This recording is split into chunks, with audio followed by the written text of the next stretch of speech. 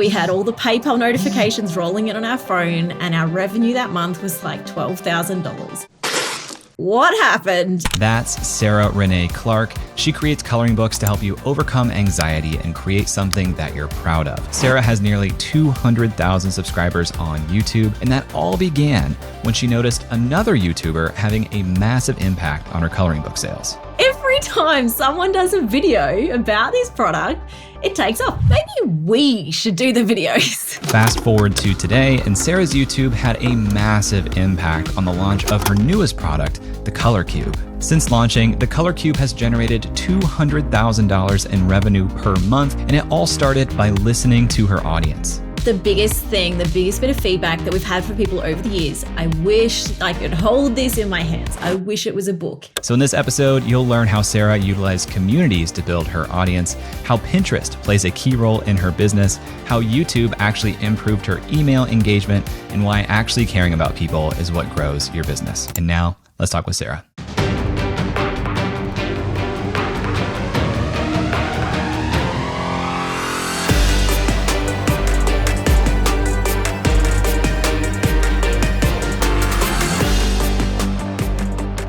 When I was on maternity leave with my first child, didn't want to go back to my 9-to-5 job, so wanted to find something creative to do. I actually had a few other failed ventures first. I have a little bit of background just doing freelance graphic design, all self-taught. And so I actually tried to make an iPhone game first. It was just a fun little iPhone game. I didn't know coding, so I just kind of figured it out. And it flopped as a result, because when you want to get into that kind of community, much like any other niche, you actually need to know the community if you want support from the community. So that kind of flopped. Then adult coloring became a big craze in America all of a sudden. And I'm in Australia, but the online world makes everything nice and close and connected.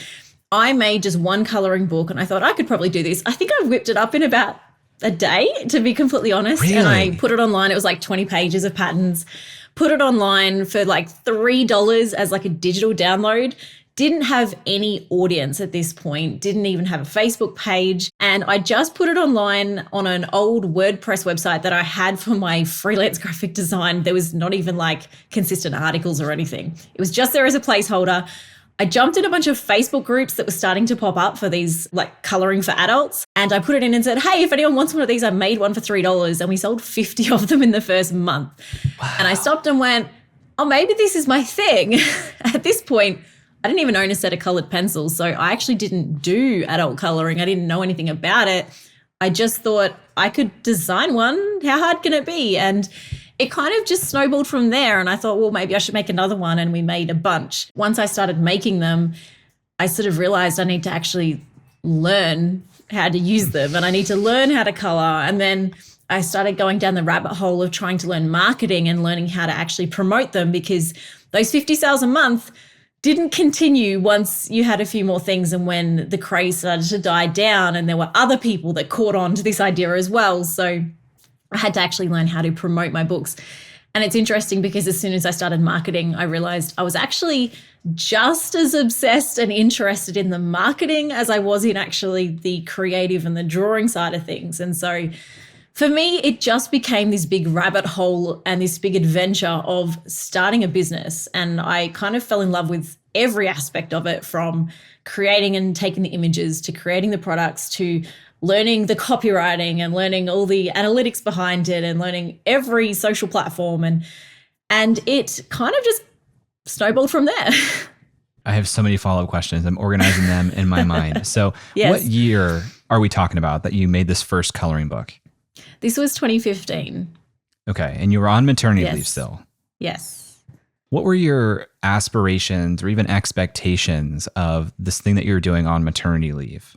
I mean, I was just dabbling in creative stuff. At that point, I still thought that my way of earning money was going to be making websites for people, making brochures for people, all that kind of stuff. And I thought, well, maybe this could just be passive income on the side.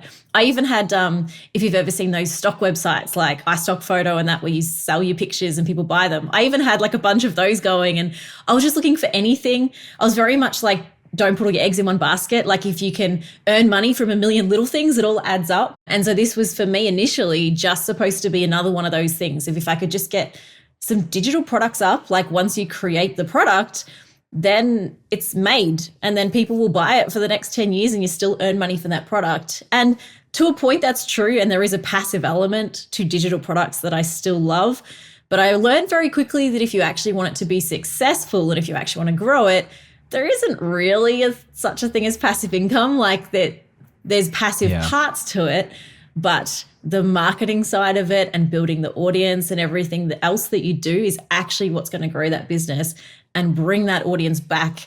And those books that I created those 7 years ago are still selling. So the great thing is that like every extra year now, since that first year, I have that product base that I created even way back then, some of it which I'm a little bit embarrassed by now, but it's all still there. So even when I'm making new products, people can buy my new products and then they can go back and they look, and some of them still go back and buy the oldest products. So those things that I did way back then when I had no audience are still earning money.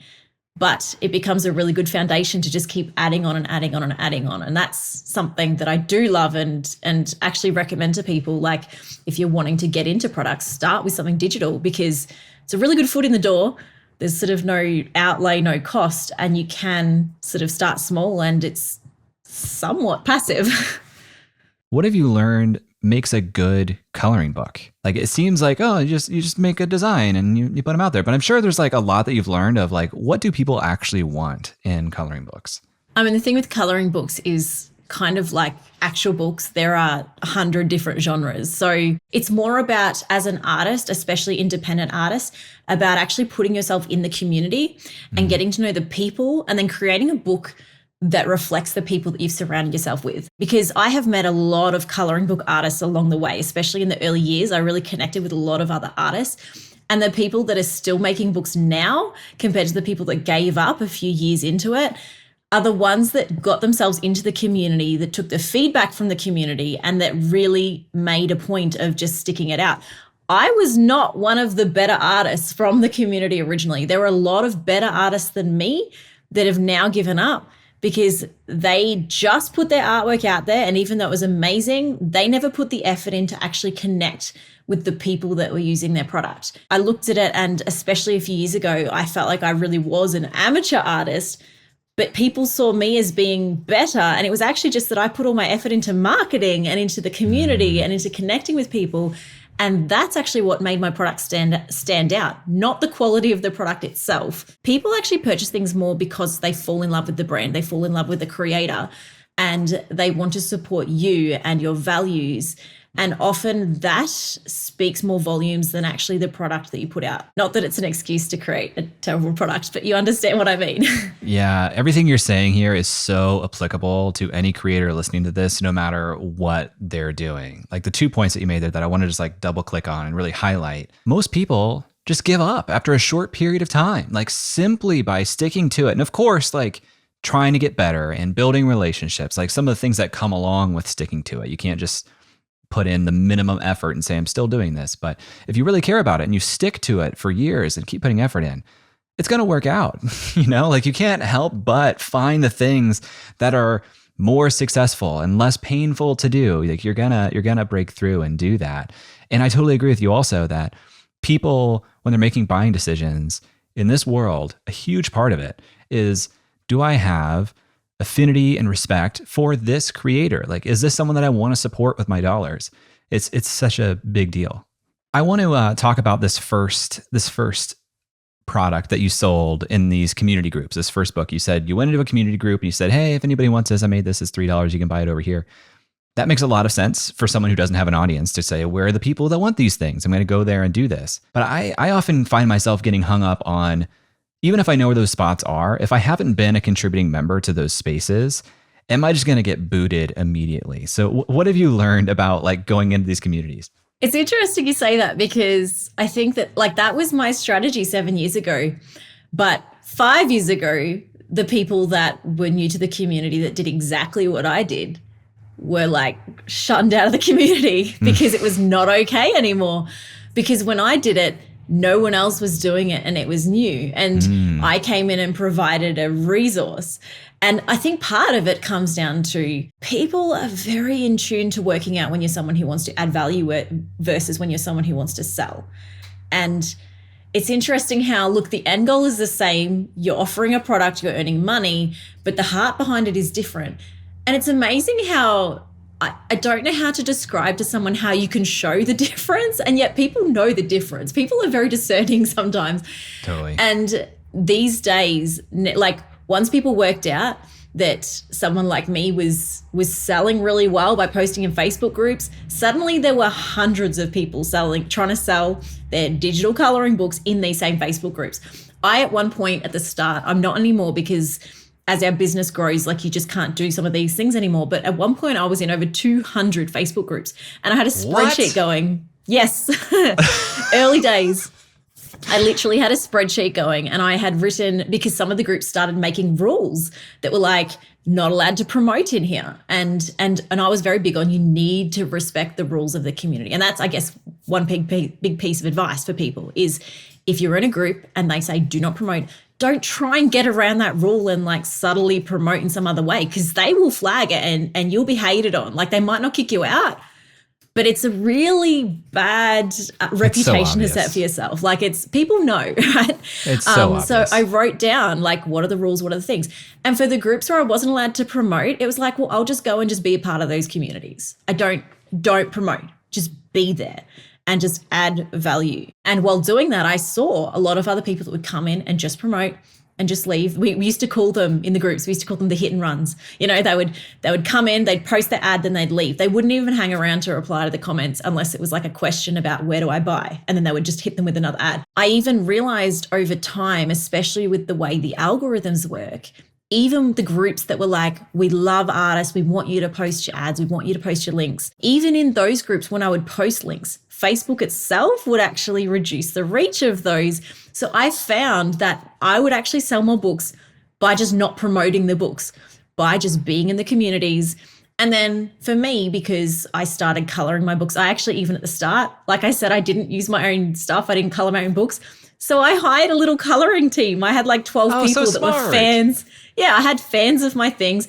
They were really good at coloring. They had all the pencils and markers. I didn't. I had like one set of pencils. I basically paid them in free coloring pages because that's what they were happy with. And so they basically just used my stuff for free. And it was just that user-generated content they gave to me with a little bit of extra permission that I could use it on my website. I would then use those pictures and sometimes post them in the group and be like, hey, this wonderful picture was drawn, like this is from my book, but it was colored by this person. No links. People would then start asking, oh, what is this book? Where is it? I love it.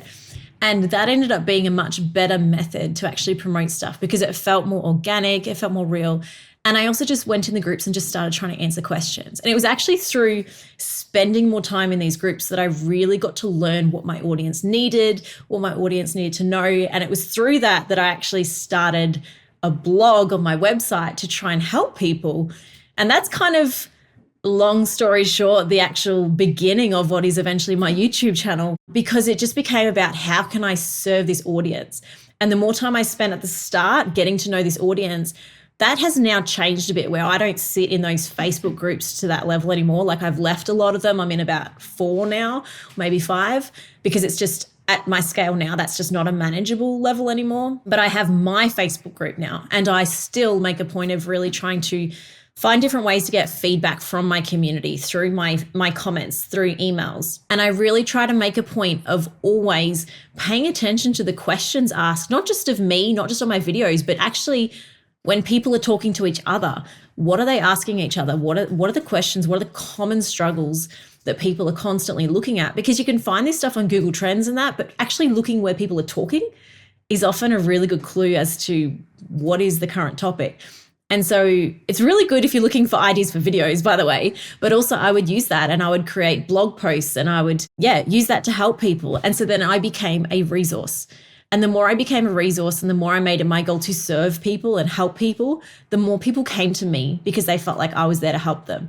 And so then selling products became easy because rather than me trying to feel like I was selling a product to people, it was like I was helping them. The selling was kind of secondary. It kind of almost happened on its own.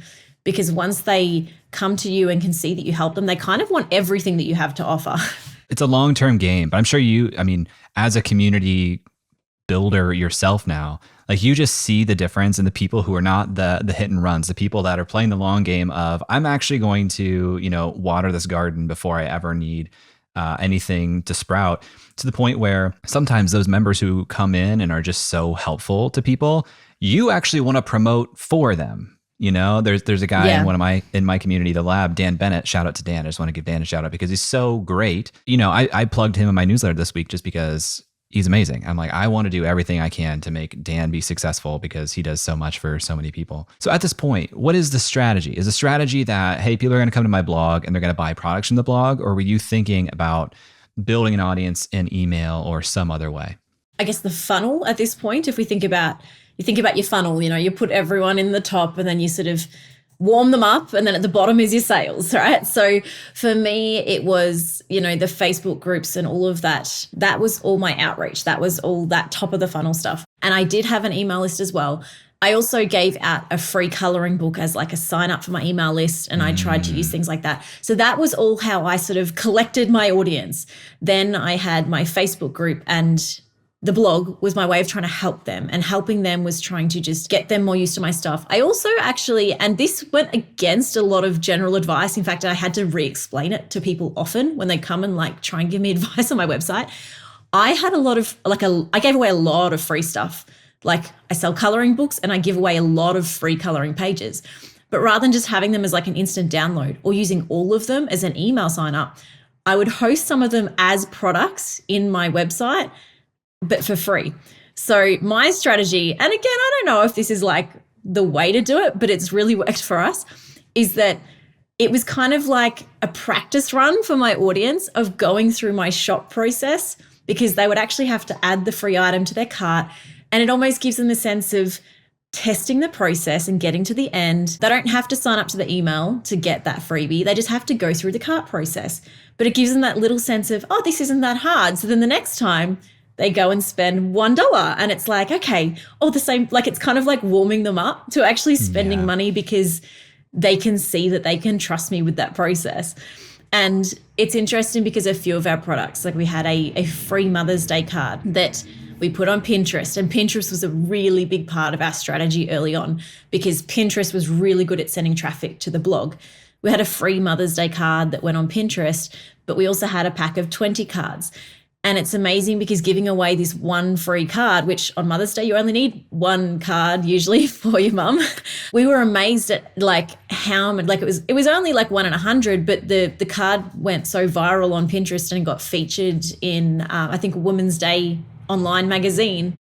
And so that became our highest selling product of the year, was this pack of 10 or 20 cards, because everyone got the free one and then they went on the blog and then they saw the paid product and they decided, oh, well, I might as well get that because the paid one was only $5. These are downloadable cards, by the way. They're not, you still have to print them yourself. The amount of people that decided, because they were already in the cart system, to just add the $5 and get the extra product, it was huge. And so we found this real sort of technique in upselling as we got people through the shop system. And that's been a lot of our technique in, well, actually some advice that we got from someone I met here in Australia named Kim Fuller, who gave me some advice early on with our product. She said, you're going to find it very hard to reach $1 million business if all your products are like $1 to $5. You need to learn how to bundle.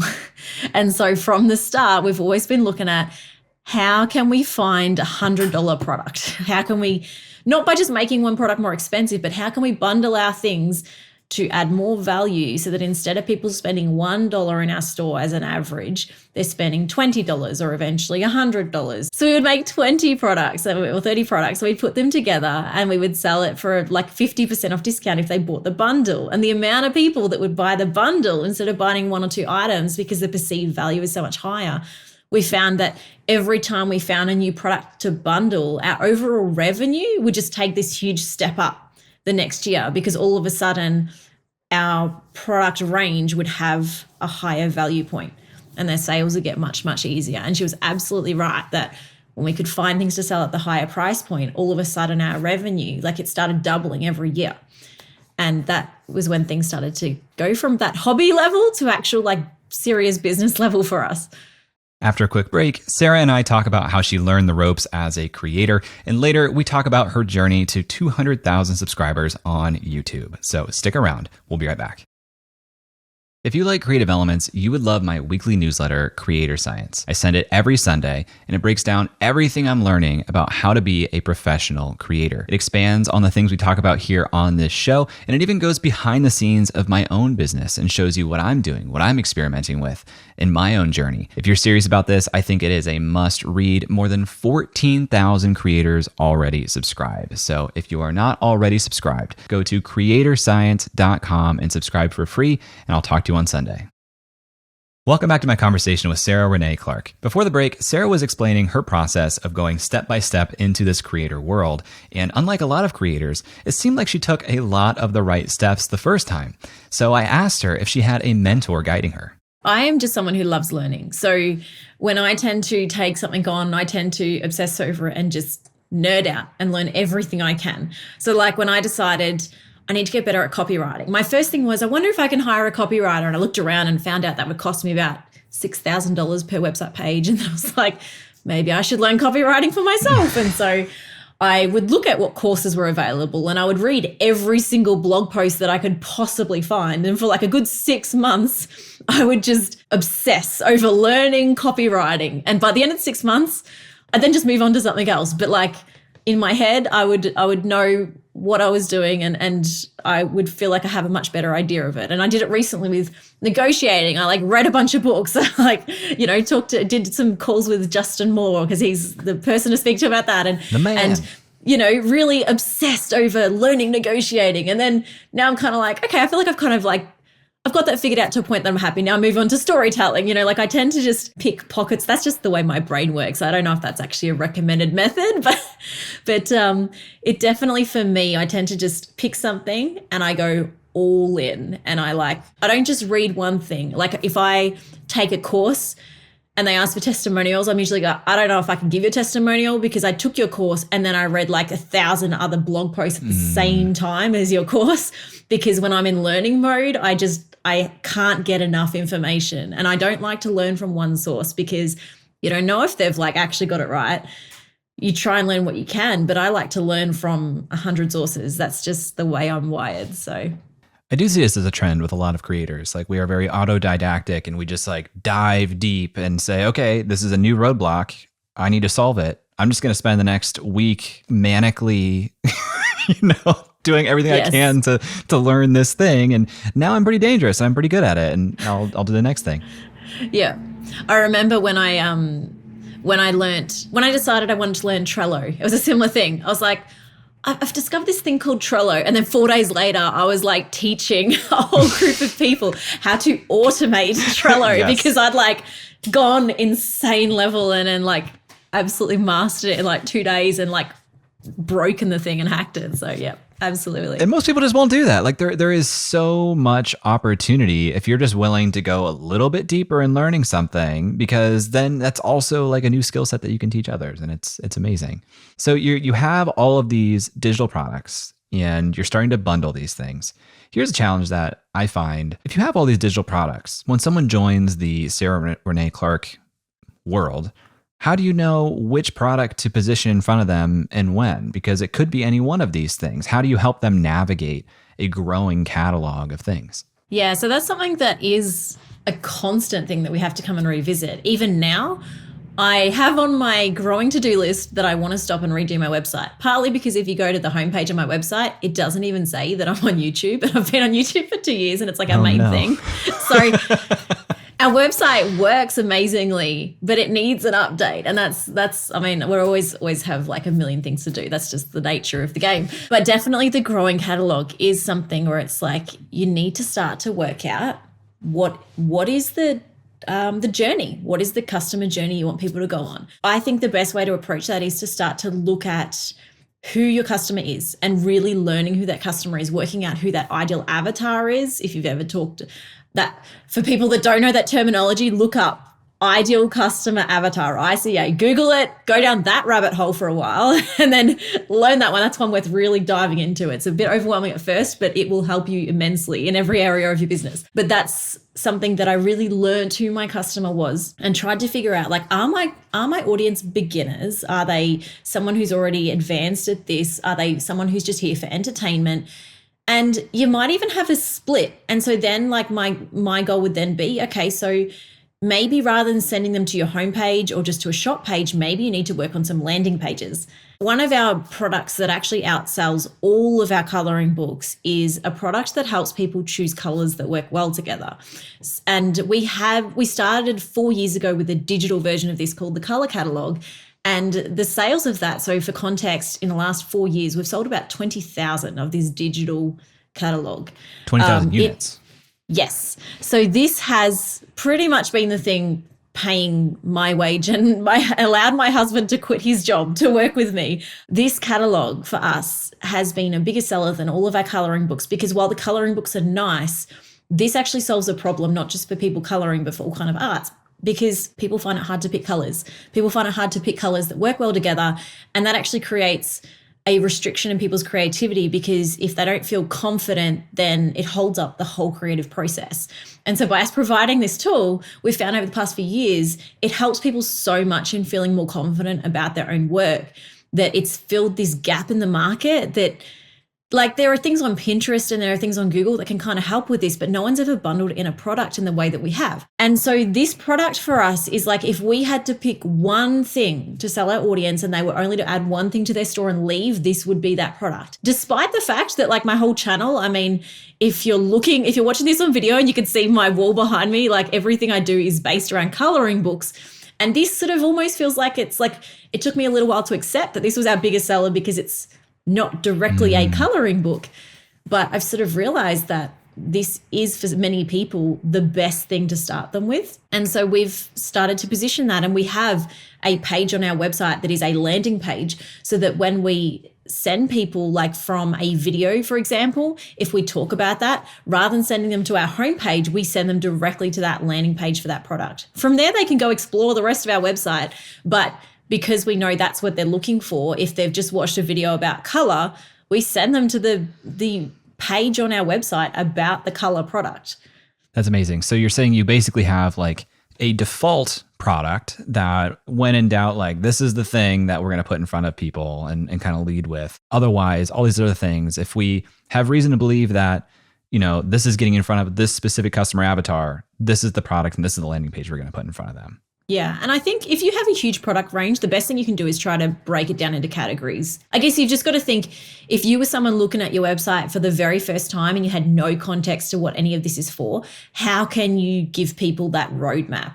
And the simpler that you can make it, the more likely people are going to act on it. So rather than giving them like a full-on giant, we used to have in Melbourne here, what we call the Melways. It was like before Google Maps, you had a book that was like a telephone book size of the map of the city. It's like and you had to flip through and like line up the maps on the edge of I don't know if you had something like that where you are, but it was like the manual book of the map of the city that you had to flip through to try and navigate. It's like, instead of giving them that, give them the Google Maps version that's like, here's point A, here's point B, here's the road that you need to go on, ignore all the rest. Like, that's, if you can give them some kind of version like that, even if it's as simple as on the homepage asking them a question of what are you looking for, and giving them like 3 or 2 buttons. It's like, if you're this person, start here. If you're this person, start here. If you're this person, start here.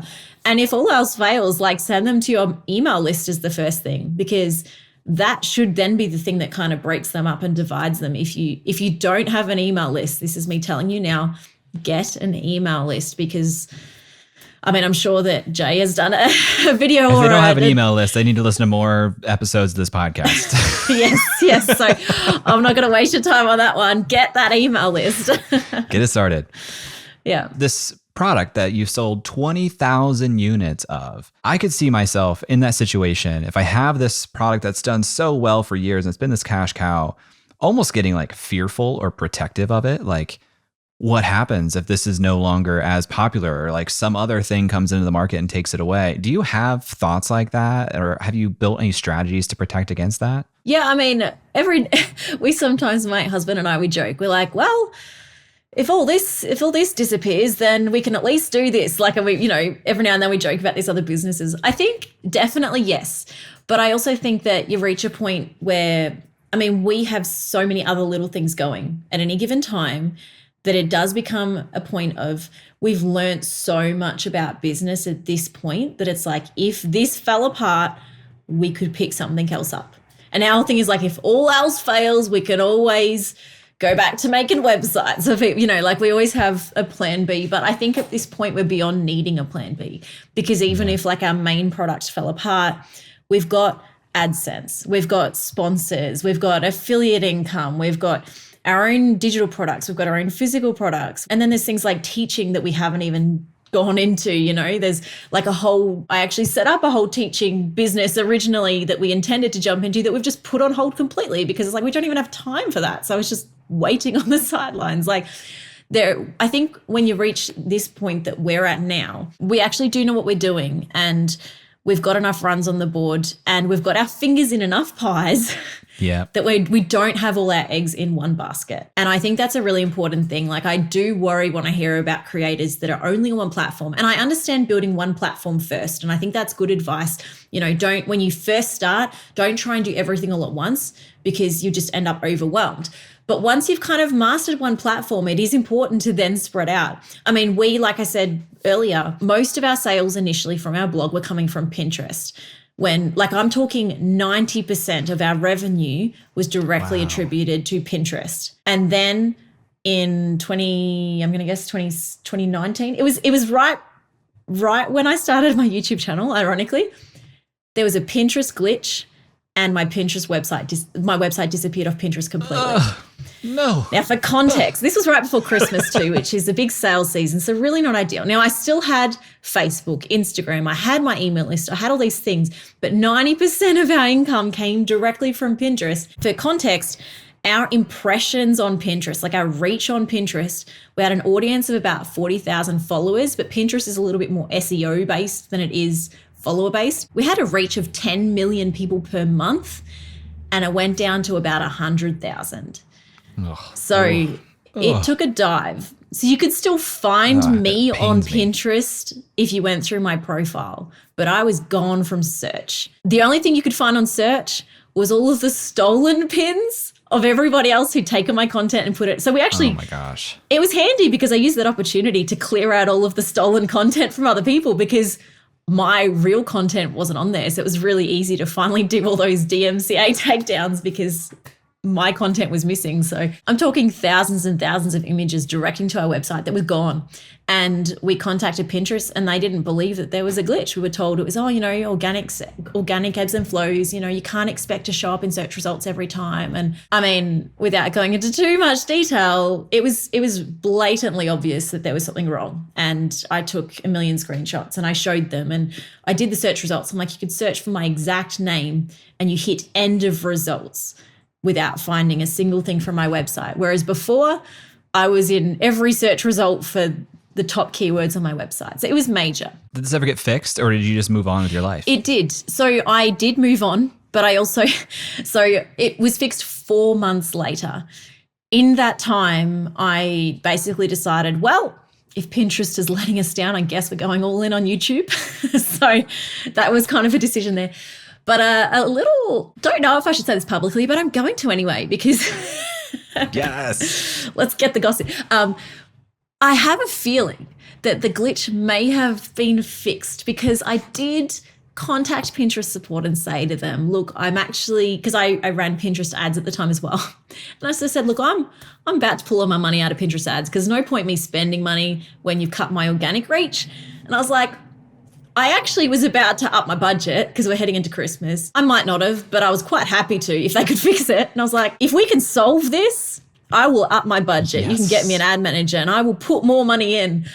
And I got an ad manager, and the glitch happened to solve itself around the time that I put more money into the ads. So weird. So look, I'm not saying that, correlation doesn't always mean causation, but listen, I'll let you guys make that assumption for yourselves.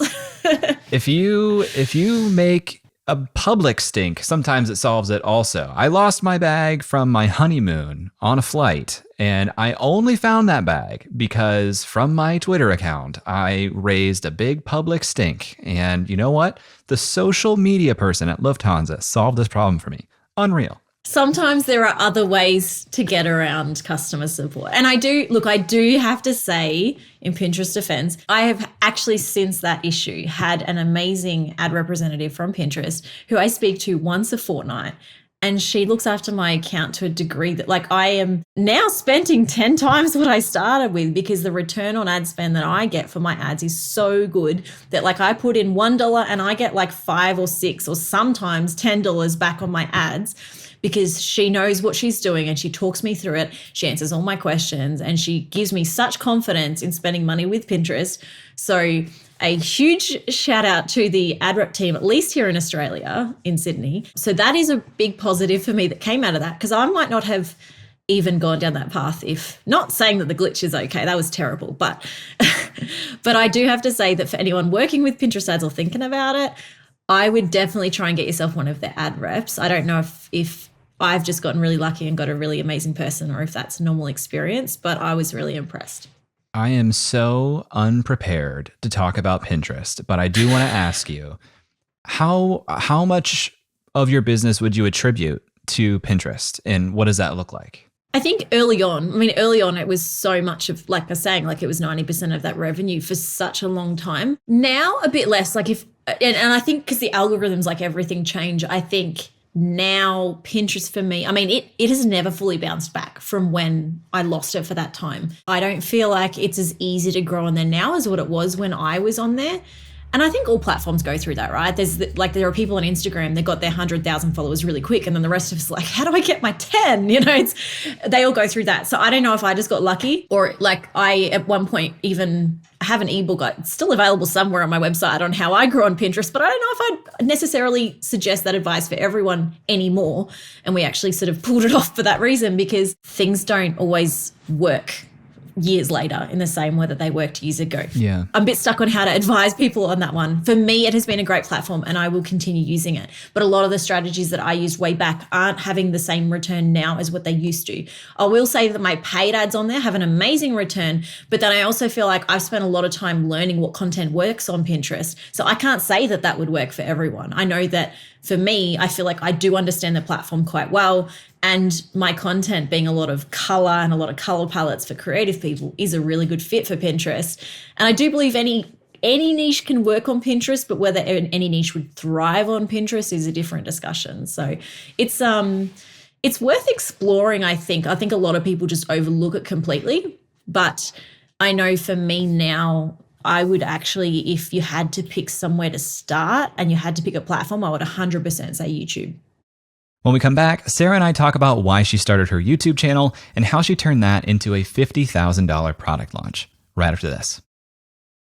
Hey, thanks for watching Creative Elements. This is a brand new channel here on YouTube, so liking the videos, leaving comments, subscribing to the channel, sharing the show, all that support goes a long, long way right now. It is all seen, it is all appreciated. And even though this is a brand new channel here on YouTube, I've actually been conducting interviews with creators just like this for more than 2 years. There are more than 100 interviews that you can go back and listen to with creators like Seth Godin, James Clear, Cody Sanchez, Tori Dunlap, even YouTubers like Ali Abdaal, Matt Diavella, Roberto Blake, and Marie Poulin. I've actually created some playlists for you to help get you started, to dive into some of the best episodes that we've done to date. Just go to creativeelements.fm/playlists.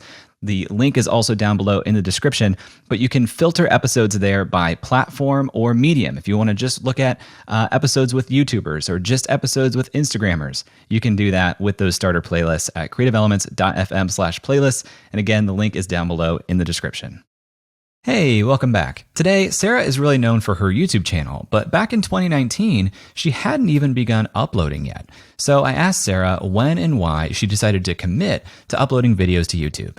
Starting YouTube, it was something that I was tossing up with for a long time, because around that time, everyone's advice was to get on video and that video was the future. And I was that person that was like, but I don't want to be on video. I don't. Then I have to wear makeup. It's like just girl problem, you know, like it was like, oh, this effort, that takes so much time. I don't think I can handle that. Right. And I didn't feel confident on camera at all. I actually started in like my Facebook group just doing some live videos, and it was interesting because I noticed that when I did videos, people really connected. We started just doing a few videos and that, just testing the waters, knowing that video was the future, but not really feeling confident in ourselves. But with this digital product, the color catalog that I mentioned earlier, we were sending that at that point to other YouTubers, and they were affiliates of ours. So we were doing affiliate marketing, but we were the product paying affiliates. And there was one person in particular, so little shout out to Color with Claire, who is also in the coloring book space. She was one of our first affiliates. And I think at that time, from memory, she only had about 15,000 or 20,000 followers on YouTube. And she did a video of the color catalog right when we launched it. And at that point in our business, I think our revenue was about $1,000 a month. And she did a video when we launched the product, and in the matter of like 3 days, we had all the PayPal notifications rolling in on our phone, and our revenue that month was like $12,000. Amazing. And we were just like, what happened? And so much of it we can attribute to Claire's video. We need to get this into more affiliates' hands. That was what I first assessed, is we need to find more YouTubers. And so we started contacting all these YouTubers. And it was actually after, I think, about the third person that finally did a video, and we saw the same kind of like big, like the sales would go back down. I think we kind of hit a steady maybe $2,000 a month. But then every time someone would do a video, we'd see this huge spike. And eventually we stopped and went, maybe we should do the videos. Every time someone does a video about this product, it takes off. What if we were to do the videos and we were to do just tutorials? Because we already kind of did them on the blog. And on the blog, I was getting guest bloggers. So I was sending all this traffic from Pinterest to my blog, seeing really big views. But there were other people's videos embedded in the blog because they were guest bloggers. And so their videos were getting all these views that I was sending them. And again, I was like, I'm missing out here. So we started it as what I thought would be just like a side thing to complement everything we did. And I think it was like the 5th or 6th video, we had a discussion. I was like, I'm enjoying this a lot more than I expected. I think YouTube's like my main thing. can I say I'm a YouTuber now? We very much just slowly made the shift, and it reached a point where within 6 months, it was like, I think I'm kind of happy to say that YouTube's like my main focus, and everything else is like now on the side of YouTube rather than the other way around. It's sort of just flipped because we just fell in love with it. I fell in love with every aspect of it. I became more comfortable on the camera. Like, I actually rarely use my own coloring books in my videos because we worked out, again, it's better to just offer value to the audience. So I color with the stuff they want to know about. It's more of an entertainment thing. But then when I do use my products, the sales just become easy, and it becomes really easy to promote our stuff because people are invested in me. They're invested in what we do, and they love how I help. And so my products just becomes an extension of that. They don't see my videos as a sales pitch, unless I'm doing a promo video and then I get in the comments, can't believe I just watched a sales pitch. Yeah. Got him. Yep. Sometimes you got to, though. That's it. You're talking one comment out of like 3,000 too. So, Yeah, and I feel like people they understand what's going on here. Like, people are smarter than most people will give them credit for. It's like, you know what's going on here. And you also know that you don't have to watch this, or you don't have to buy this. And there's going to be 5 more videos coming from me, this month that aren't a sales pitch at all. And I think people get it. I think there's a lot of grace there for creators, which is great. All along the way here, you're talking a lot about serving people, understanding their needs, helping people, providing value in a medium like YouTube, where you're uploading a video and you're putting it out there and then you're getting comments and things back. How are you cultivating your community to really get a sense for who these people are, what they need? Because these numbers you're talking about now, selling 20,000 units of this one product, and we haven't even talked about the color cube yet. You're getting a ton of sales volume from like a unit perspective. And there are a lot of people with large audiences who just can't get people to purchase anything. So I'm curious how you approach this relationship building with your viewers. For me, like, people has always been a core of my business. And even now, so we're reaching that point now. So I've got about 170,000 subscribers at the moment. We're reaching that point now where the comments are starting to get to that level where it's like, oh, it's getting hard to read all the comments because they're starting to pile up. And so many of them are so thoughtful. And until now, I've read almost every single one up to this point. And I know that a creator with 1 million subscribers, that's just unrealistic. But even now, like my team and I are having those discussions of, okay, so how do we plan ahead for this? And now planning ahead is not just at some point I'll stop reading the comments. It's like, what can we do to make sure that I am still accessible, that I'm still connected to the community, but that I don't get overwhelmed? And that is like the balance that we are constantly trying to find. So like we have an email address where anyone can email, and we have it set up through a help desk system. So it doesn't come directly to me, but it goes to a system, and we make sure that someone on my team reads every single email. It's not just some big pile up of emails that gets ignored. Like if a fan emails us, it gets read. And more than that, if they say, like if it's an email from me, they might not get a reply from me because that does become just unmanageable at a certain point. But that will get read and replied to by my team. And one of my team, so Kristen, who currently manages all the emails, puts all those emails into like a readable document or a spreadsheet so that I can still read them all, even though I can't reply. But it does also give me a chance that if there's one that I really need to reply to, she'll then go, okay, you need like this one specifically reply. But it's like, so I actually still see those emails and still read them all, but it's just more of like we're trying to make it manageable so that I can still be a part of that and still be true to my audience and say, yes, I am still reading all those emails. But she's there able to be on the ground and actually replying to them all. But also she's able to filter out all the spam and all the stuff that isn't actually from my audience. And then like Instagram, as much as I wanted to be available in the DMs, we ended up just turning them off because it's like we have this email system in place and we have that linked on my Instagram. And I found that it was too hard to try and get a team member to help manage that without it being dishonest and not being me, that I just found it was easier to actually shut that one off in order to try and funnel people to this other system that we have in place. And then we also have a Facebook group that our Facebook group, people can post their own pictures, and the community is really, really good at encouraging each other and talking to each other. But I pop in there like at least once a day and just skim and have a look. And most of what I do is just like liking and hearting. But every now and then, like if I see no one's answered a question, I'll jump in and answer it. Or if I see that someone's posted something and they've poured their heart out into the reason, I'll reply. Like I try to be really connected to the audience in whatever way I can. Like I feel for me, when I reach a point where I can't talk to my audience, for me, that means I've scaled too big. And so that is like our priority because our whole business is about people. And if I reach a point where I have to cut myself off from our people because the scale is too big, then I feel like for us, we've lost the core of everything that we want to do. Do you have a way of like preventing scale being too big? Because I feel like on YouTube, even a video in your back catalog could suddenly just hit and now it's got 1 million views and now you've doubled your already large following. Like how do you think about that?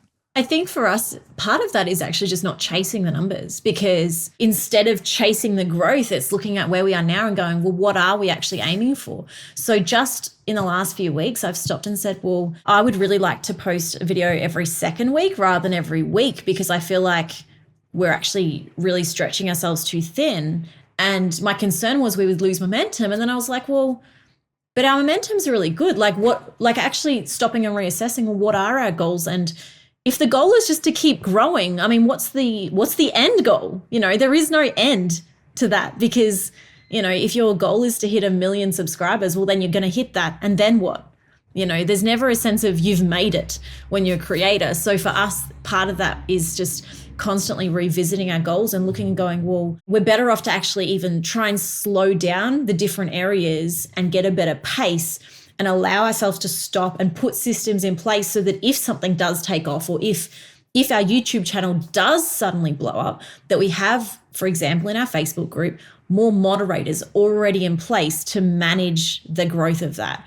Or on YouTube, that I have someone else helping me moderate the comments so that we have a system. And so we're constantly talking about, okay, I can handle the comments now. What happens when I can't? And if we ask those questions now, when the growth suddenly does come, which it might one day, like when we hit 1 million subscribers eventually, whether it's in a year or whether it's in 10 years, it'll eventually happen if we keep running this business. So we're asking those questions now. What can we do? Is there a tool that exists, or do we need to just create a system between ourselves? What can we do now and start while it's small in order that when it does grow, we're already ready for it? How big, you've mentioned your team a few times now. How big is your team? There's currently 4 of us. So it's me, my husband, and then I've got 2 other people here that work a couple of days a week each. I listened to another podcast where you talked about hiring your husband or him coming on the team full time. And we started this conversation with you on maternity leave, indulging your own creativity, and your husband was taking care of everything for you guys. And now you guys have come together to build this business. Has that been magical? Because I think about that as like an aspiration for my wife and I one day, but I also recognize there's probably some challenges that come with that. And it's something to, walk into carefully. So I'd love to just hear a little bit more about your experience working together. We have always worked well as a team. I think there are some people that definitely couldn't handle working full time with their partner.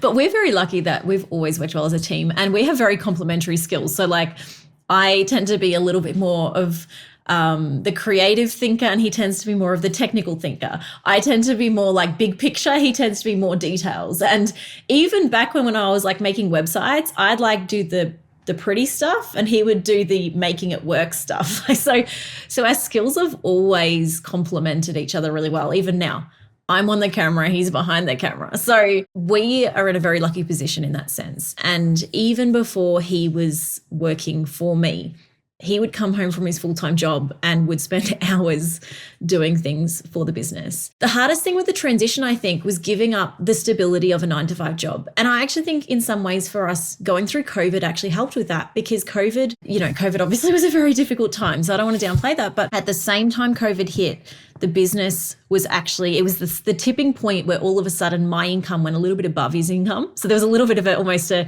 game there of like, oh, I'm earning more than you now. And it was a bit of a joke among us. But it was also a point where some of the most stable industries around us were suddenly having layoffs, and suddenly things were looking really, really bad. And it was like this illusion of stability in a 9-to-5. Suddenly it became obvious that it's like, it's not as stable as maybe we think.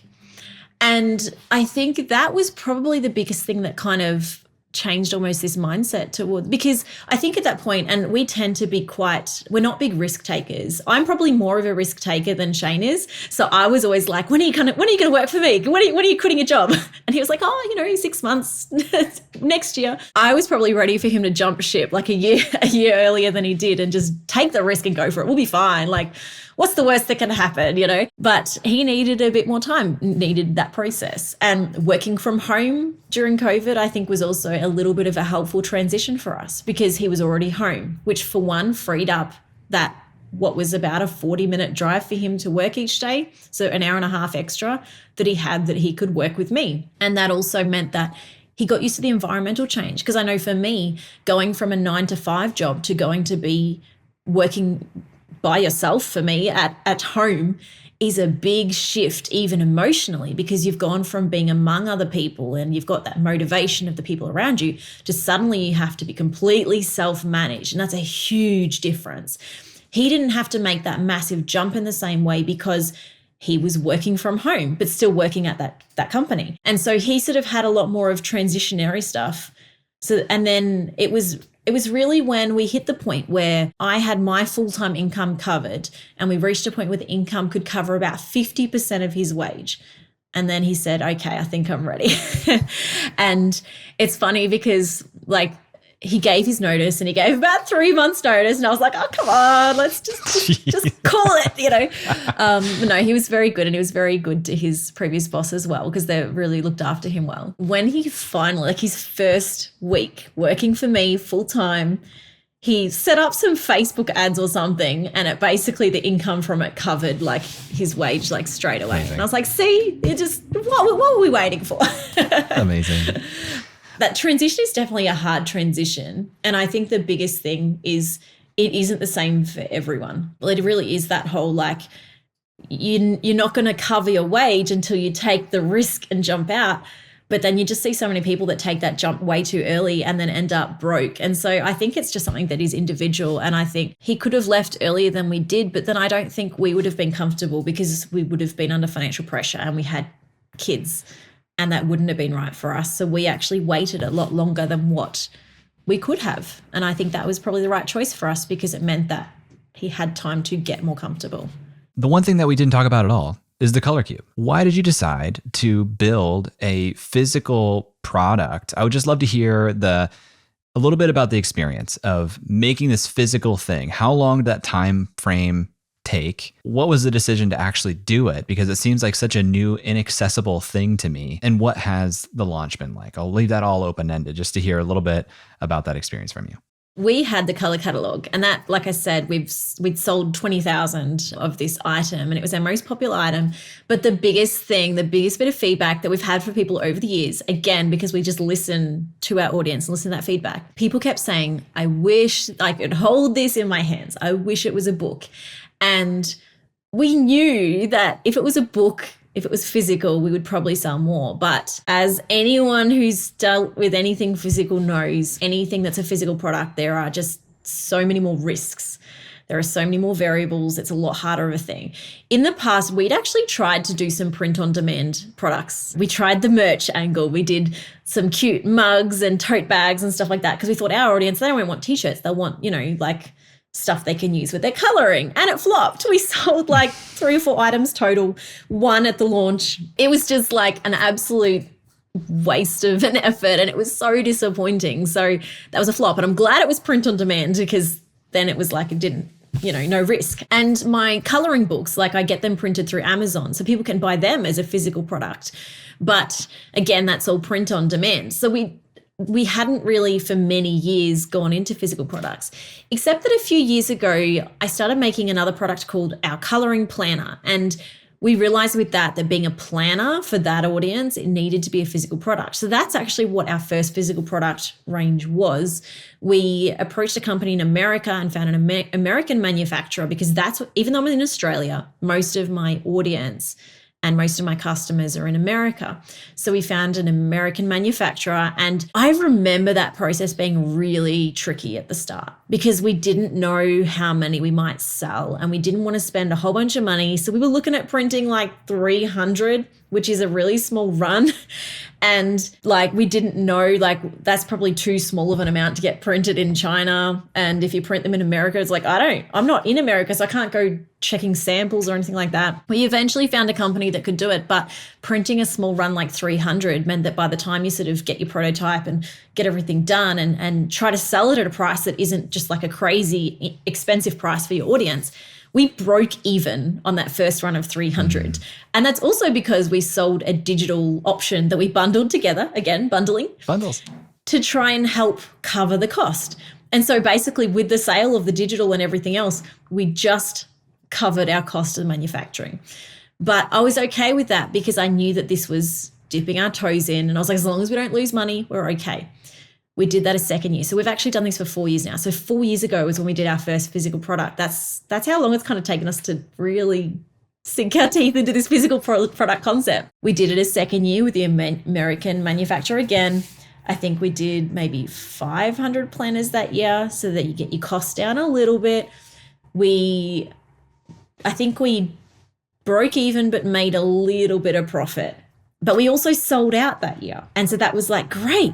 We sold out the product. You get a little bit of people like that whole FOMO of like they missed out. And so it was a bit of excitement. And then the next year was the year when we actually had our YouTube audience. And so when we started YouTube, everything else kind of multiplied. All of our sales multiplied. Our email open rates went from 20% to like 50%.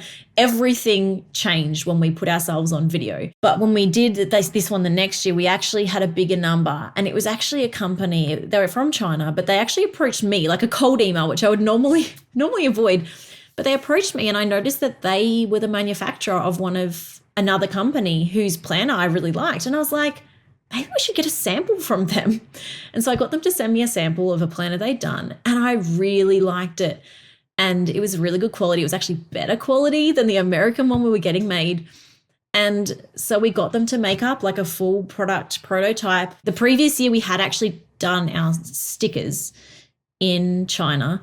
And because of a miscommunication, and this is actually the downside of dealing with manufacturers, especially if you're dealing with manufacturers in China, is you have to communicate everything really clearly and get samples of everything, because we wanted coloring stickers. So we wanted a paper sticker, and they misunderstood that as writable paper being you can write on it with a biro. So we got them and they were like a glossy paper, which you can't color in with pencils. So we had to throw away like $2,000 or $3,000 from our cost of stock and get them reprinted. And I was able to get a little bit of money back after like really arguing with the manager. But we lost a lot of money because they were like, oh, you want extremely writable paper. And I was like, I asked for a paper sticker. What do you know, because I didn't get a sample. So lesson there, when you deal with Chinese manufacturing, get samples of everything, right? So we've made a mistake there. But anyway, we have now found this manufacturer that we were really, really happy with. And after doing another run of the planner, and we were so happy with that we had the conversation early this year and said, I think we're ready to finally print our color catalog book. I think this is the people we're going to do this with. I think we can finally make it affordable, because doing it through the print on demand with Amazon, it was going to cost us like $60 per book. And we couldn't make sure the colors were going to be any good. Like it was just not a good idea. So we were looking at it and I stopped and I thought about how I would use it. And I was like, I feel like a book's actually really impractical because I'm going to be flipping through and I want to look back at the different colors, and I didn't like the format. And so I came up with this idea. What if we made them like cards? And so I sent the manufacturer these pictures of like little Trivial Pursuit boxes and tried to make my own 3D mock-up. And I was cutting bits out of paper, but I also did like a 3D software and made like a mock-up on the computer of this cube. And I was like, can you make a box that looks like a cube and the card inside are cubes? And they put together this prototype and sent it to us. And it took us about 6 months to get the prototype right, to resize some things, and then for me to put all of the digital, because I do all the design stuff myself. So to put the digital format and completely redesign it all into these 500 individual cards with all the hex codes and everything on them of the colors. And in July, we launched it. And while I would not recommend this to people, we launched cold to our audience because we had the 20,000 sales of the digital product. We knew that our audience wanted the physical product, and we had such raving reviews on the digital product. Like everyone who had it loved it, minus like the tiniest little percentage of people, that I was confident that our audience were just going to love this product. In saying that, I actually underestimated how much our audience would love this product. So we ordered 6,000, and within 3 days I had to ring back the manufacturer and say, can you make it 10,000?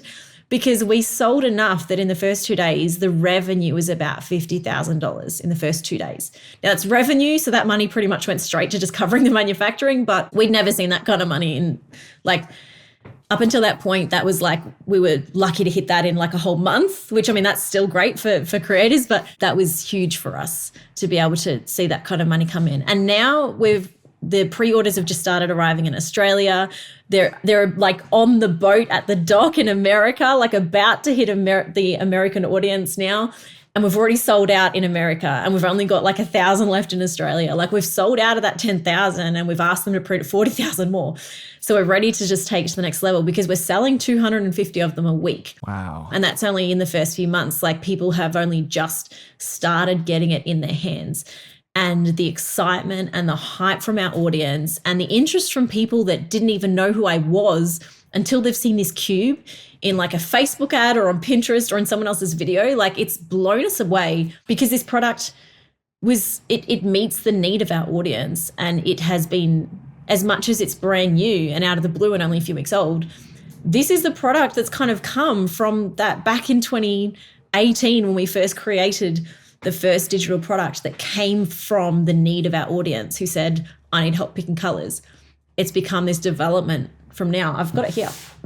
I don't know if you can see it there. Yeah. So this is the cube. And so, yeah, so people are just loving it. And we had, on the weekend, I actually went to an expo, and I went in person and sold it in person and actually met some of my audience for the first time.